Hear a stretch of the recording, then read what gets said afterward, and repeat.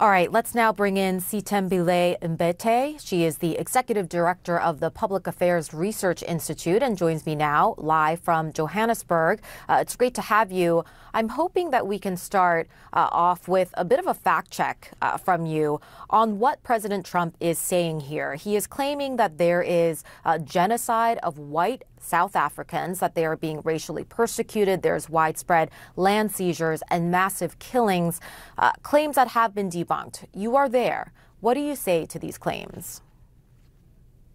Thanks so much for having me. I mean, as was said in the clip that played just before, these claims are completely untrue. South Africa does have a very high level of crime.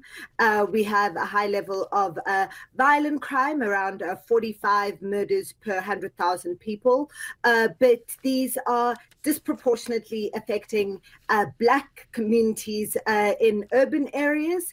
In terms of farm murders, there are about 40 to 50 a year out of the around 27,000 murders that take place in a year, any given year in South Africa. And those murders the farm murders affect not just white landowners in some cases, but also Black farm workers, and are often linked to robbery and property crime, and are not in any way a targeted attack of white people, of white Afrikaners, or of white landowners.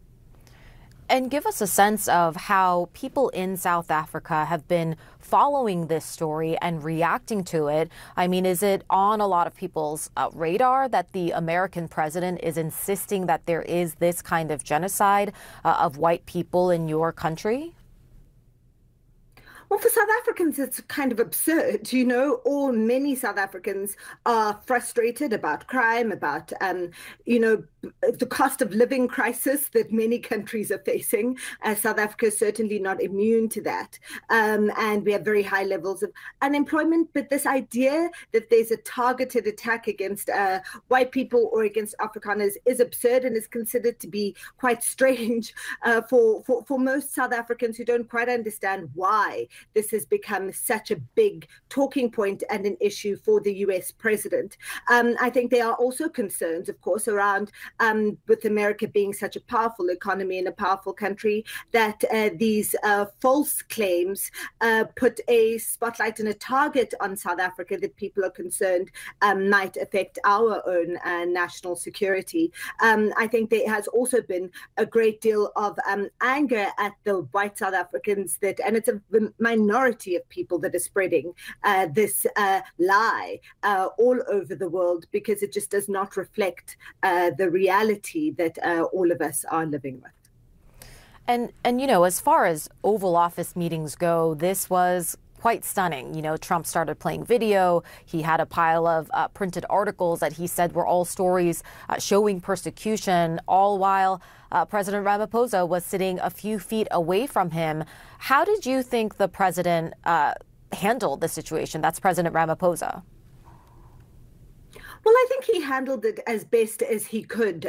We've seen from the experience of previous heads of state and government that have been in the Oval Office with President Trump, that, the being with President Trump on his own turf is a really difficult place to be. It's very difficult to get out of it in a dignified way. And so I think that President Ramaphosa handled it as well as he could with this ambush of the video. And I think that the presence of actual white South African landowners in the form of some of the people that were in the room with him to debunk some of these myths, I think really was helpful. President Trump, who sort of showed all of these articles that he was saying aren't in the mainstream media, many of those articles are from fringe outlets that aren't backed by any statistics at all. And even those images of the white crosses on the sides of the road, there is no site like that in South Africa. A lot of these, bringing out the crosses are used in protest. South Africa is a democracy. Many people can protest and say what they want to say about what's happening in the country. And so these are props that are used in protests, but aren't actually a reflection of any real sites of burial sites or grave sites of thousands of Afrikaners, as the President Trump has said. And so I think that President Ramaphosa, dealt with falsehoods as well as he could. But of course, no one can ever be prepared for that kind of ambush. Yeah, I don't know if anything could have prepared the South African president for this kind of meeting. Sithembile Mbete, thank you so much. Thank you very much.